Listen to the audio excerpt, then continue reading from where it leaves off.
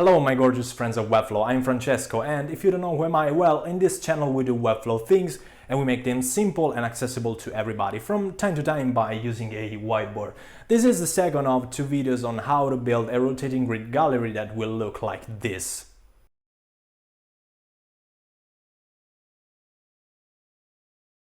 We will start from where we left last time, that is our beautiful rotating grid gallery.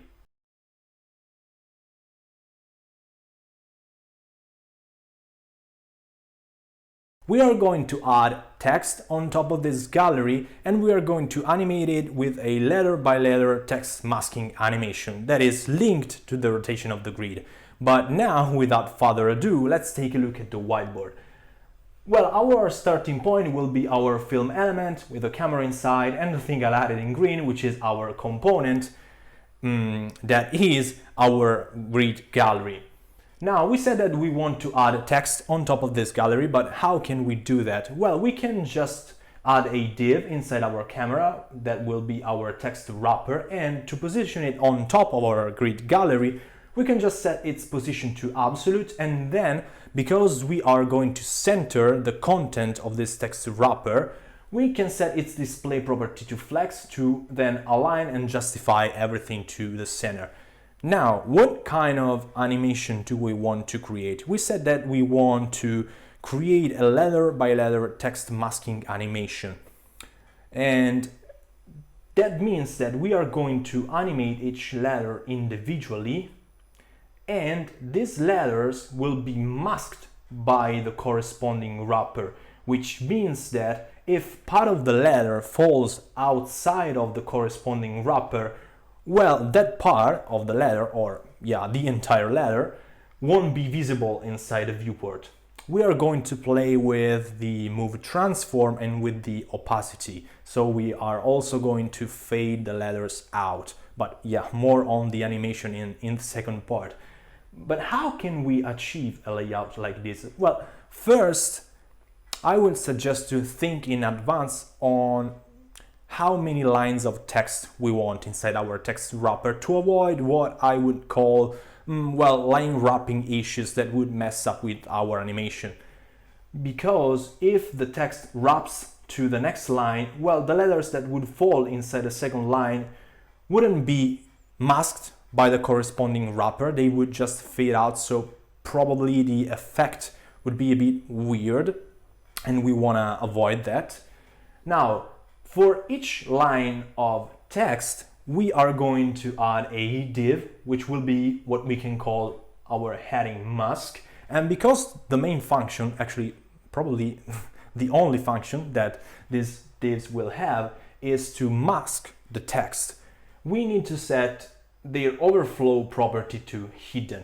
Inside this heading mask, we are going to add a text element, our heading, and we are going to split each text element into span elements. So we are going to create spans out of the text element to achieve this layout where each letter is an individual span.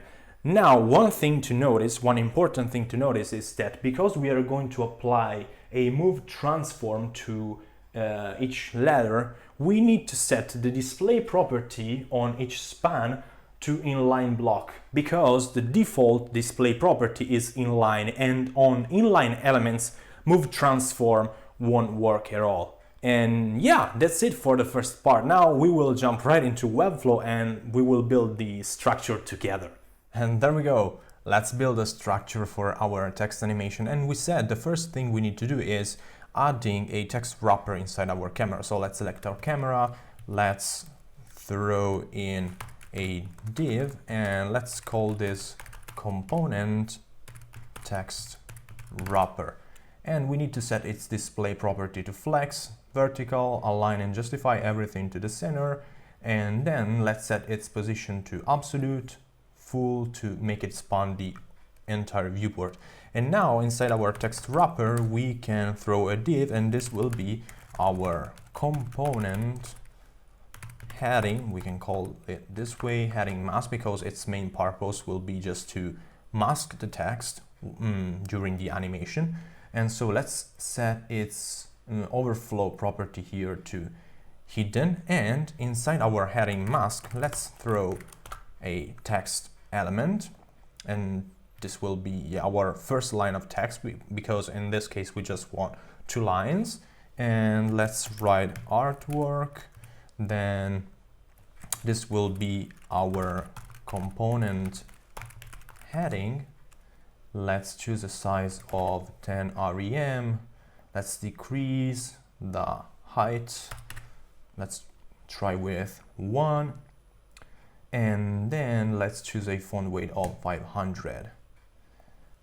And then what we can do, we can duplicate this heading mask, change the text here to gallery, and now we need to break down the text into span elements.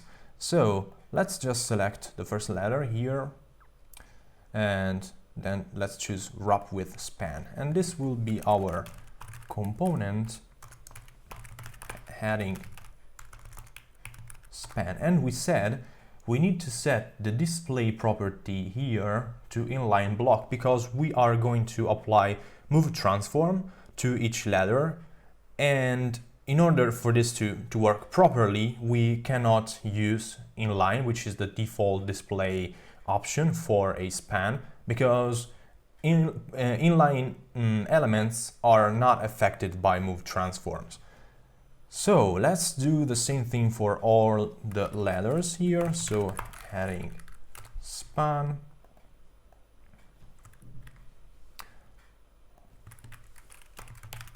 heading span, and I will pause the video and get back to you as soon as I finish. Awesome, I did it. I've converted all the letters into span elements, and now we are finally ready to build our text animation. So let's go back to the whiteboard and finish this up. And there we go, part to build the animation. Now, we said that we want to create a letter by letter text masking animation that is linked to the rotation of our gallery, and that's why we are going to add another while scrolling interaction on our film element. And we already said that we are going to animate each letter, each span element individually, and we are going to play with the transform on the y-axis that will go from 0% to -100%, which means that our letters will move upward, and we are also going to play with the opacity that will go from 100% to 0. To achieve an effect like this, where the dashed portion of each letter won't be visible inside the viewport because it is cut by the corresponding text wrapper. Now we can think of the entire animation as made of several different animations, each one for each single letter. And there are basically 2 ways of building an animation like this. We could wait for the animation of each single letter to end before starting the animation for the following letter, or, and this would let us achieve a better effect in my opinion, we could add what I like to call offset, which is kind of an overlapping between the animation of one letter and the animation of the previous one, which means that the animation of one letter will start before the animation of the previous one is ended. But now the question is, how can we use that 0 to 100% interval that we see in Webflow when creating a while scrolling interaction to create a consistent animation? An animation where each single letter is animated with the exact same speed, and the overlapping between the animation of one letter and the animation of the previous one is always the same across the entire animation. Well, we could use a bit of math and use a formula like this, which is 100, that is the length of the interval inside Webflow from 0 to 100%, plus the offset. This is just a small number, the overlapping in percentage that we want to add to our animation. I use 4 for this tutorial, multiplied by n minus 1, and all this number has to be divided by n, and n is just the total amount of letters that we have. So if we have 2 lines of text, well, n will be equal to the number of letters inside the first line plus the number of letters inside the second one. And now this formula will give us a single number, and we will use this number as the length of the animation for each single letter. And this will be extremely clear inside Webflow. The length of the animation for each single letter is just the difference between the initial state and the final state of the animation of a specific letter. But if you don't like math, well, don't worry at all, because I will say that again while building the animation in Webflow. With this tutorial comes a clonable, and inside this clonable we'll find a tool that we could use to compute the length of the interval for the animation of each specific letter by just typing the offset that we want and the total amount of letters. And yeah, that's it. Now for the last time, let's jump right into Webflow. Let's build this animation and let's use this tool together. And there we go, let's build the animation together. Now, we said that we have to apply another while scrolling animation on the film element. So let's choose while scrolling in view here, and let's play a scroll animation. Now, we want the animation to start when the element is fully visible, and we want it to end when the element is fully visible, but we are going to add an offset. Now, how can we calculate the offset? We could use a mathematical formula to do that, but we would end up tweaking the value anyway. So I would suggest to start with a value of 55% and then maybe tweak the value based on what we get.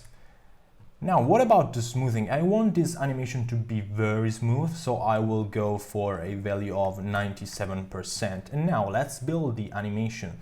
So we will call this grid rotation component text split. Now, we said that we will target the move transform and the opacity of each letter. And we are also going to use I would say the hardest way to build this animation. So we are going to use an offset. So we will animate the next letter before the animation of the previous one is ended. But now let's start with the very first letter. Let's select it, and then let's choose a move action here, then an opacity action. And now what I like to do, I tend to delete the one that is automatically generated by Webflow, and then I hold Ctrl or Command to select both. Now, because we want to target each letter individually, we don't want to affect the class but the selected element. And now I right click on these two elements, select duplicate. Now the initial state will be 0% for the move transform on the y-axis and 100% for the opacity. Instead, the final state will be minus 100% on the y-axis and 0% for the opacity. Now let's select the final states here. Let's move them down a little bit just to test the animation, and it seems that it is working.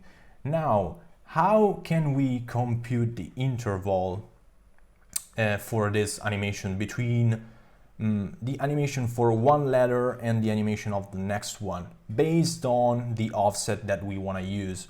So we said that we could use a mathematical formula to do that, but we also said that with this tutorial comes a clonable, and inside the clonable there's a page for this whole animation where we also have a tool to compute the interval length for the text animation. Here we just need to write the total amount of letters that we have. I have 14 letters.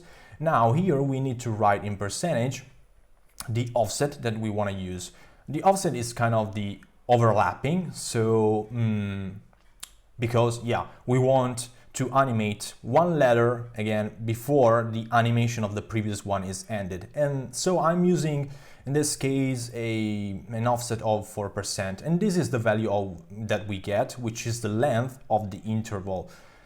Now, because I really don't like doing calculation, I will use 10 instead of 10.9, because it will be way easier to compute the percentage for each keyframe. So we will end up not using the entire interval from 0% to 100%, but we will get a great result anyway. But now How can we use this 10% value? This is the difference between, in percentage, between the initial and final state for each letter. This means that if for the first letter the initial state is at 0, the final state needs to be at 10%.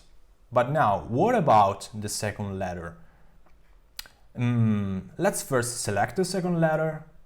Let's add a move action, then an opacity action. Let's select both. Instead of class, we want to target the selected element. Then we can duplicate them. The move transform, the initial condition, the initial state is 0% on the y-axis. For the opacity, the initial condition is 100%, and then move, final state, minus 100% on the y-axis, and the opacity needs to be at 0. Now, we want to use an offset of 4%. This means that the difference between the final state of one letter and the initial state of the next one needs to be 4. What does this mean? If the final state for the first letter is at 10%, the initial state for the second one needs to be at 10 minus 4, which is our offset, equal 6. So the initial state for the second letter needs to be at 6. Now, what about the final state? The length of the interval is 10, so 6 plus 10 equals 16. So the final state for the second letter will be at 16. Now, we will do this one last time for the third letter. Then I will pause the video, I will do that for each letter, and I will get back to you to show you the final result. Now, let's select the third one. Let's add a move action, then an opacity action. Let's select both, affect selected element. Let's duplicate both actions. Now, again, the initial condition is 0% on the y-axis, opacity 100%, final state move is minus 100% on the y-axis, and opacity 0. Now, how can we calculate the percentage for the keyframe for the initial state of the third letter? The final state of for the second letter is at 16, so we need to do 16 minus the offset, which is 4. So 16 minus 4, 12. So the initial state for the third letter needs to be at 12%. What about the final state? Well, we need to do the percentage for the initial state, which is 12, plus the length of the interval, which is 10. So 12 plus 10 equal 22%. Let's just preview the animation that we've built so far, and we can see that, yeah, the animation of one letter starts before the animation of the previous one is ended. Now, as I said, I will pause the video, I will do that for each letter, and then I will get back to you. And voila, I should be done. I did exactly what I've just shown you for each of the letters, and now our text animation is ready. Yeah, looks great. And now let's try to preview the entire animation. So let's go to preview mode. Let's start scrolling. And yes, exactly what we were looking for. Now, a very quick note about responsiveness. How can we make this whole layout responsive? Well, for the text, it's easy because we just need to change our font size based on the specific breakpoint. But what about our videos behind? Well, of course, we could choose a different layout for each of the breakpoints, but that could be a bit overwhelming because then we would need to use the tool again to compute the size of all the background videos based on the size of the corresponding video wrapper. But there's an easy way out here. For each of the breakpoints, we can pick a number that is less than 1, and I used 0.9 for the tablet breakpoint, 0.9 for landscape, and I guess 0.75 for portrait. And inside each breakpoint, we can just, for each video wrapper and for each video, multiply both the width and the height for that number. So for example, in the tablet breakpoint, we can select our first component video wrapper. Let's reset both the width and the height for a moment because I've already applied those changes. And we can write here 25 multiply by 0.9. Let's do the same for the height. So let's multiply by 0.9, and we do the same for the background video wrapper. So again, let's reset both the width and height. So these values are coming from the desktop breakpoint. We just need to multiply by 0.9 and multiply by 0.9. Then, after we did this for all the component video wrappers and all the component videos inside our tablet breakpoint, we can move to the portrait, do the same, and then move to the actually the landscape first, then the portrait, and do the same. And that's it. There's a very easy way to make this whole grid structure responsive. Thank you so much everybody for watching this video, and if you liked it well, feel free to hit the like button and subscribe to my channel. And if you have any suggestions or want to share thoughts about things I might improve, well, feel absolutely free to leave me a comment. And by the way, you will find the link to the clonable for this tutorial in the description down below. And as usual, before I forget, my recommendation today is a song from another wonderful Japanese voice. She is Uru, and the song is called それを愛と呼ぶなら. And that's it. Yeah, see you next time. Mata ne!